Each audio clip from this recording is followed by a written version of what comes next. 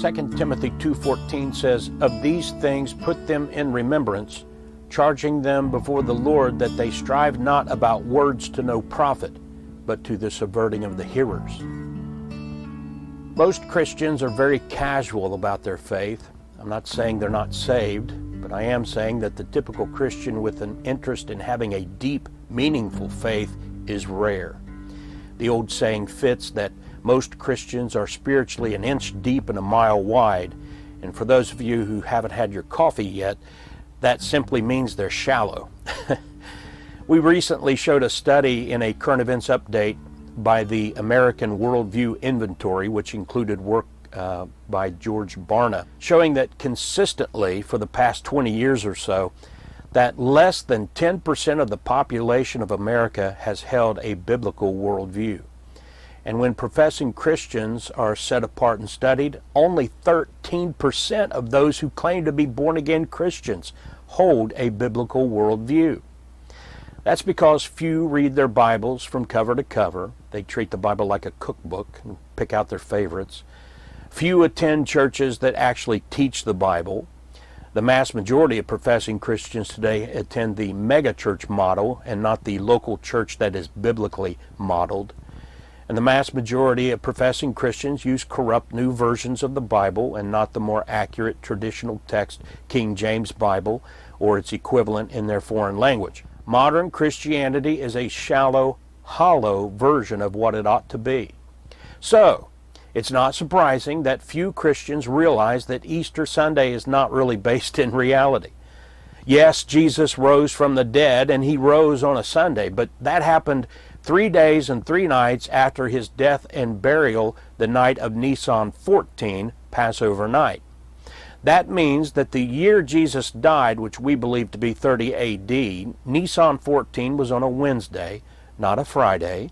Then 3 days and 3 nights after Jesus was buried on Wednesday would be the morning of Nisan 18, a Sunday.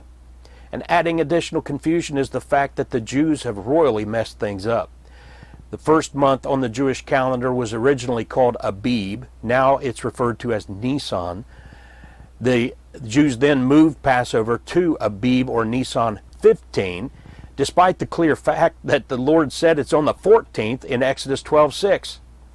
Then, adding insult to injury, the Jews and most secular scholars use astronomy and complicated formulas to reconstruct the ancient Jewish calendar instead of just going by the biblical text itself. So then, going by the Bible, the first Resurrection Sunday morning, Abib Nisan 18 by that biblical Jewish calendar, in the year 30 AD, was the original date of the resurrection of Jesus. But what about the first year anniversary of his resurrection?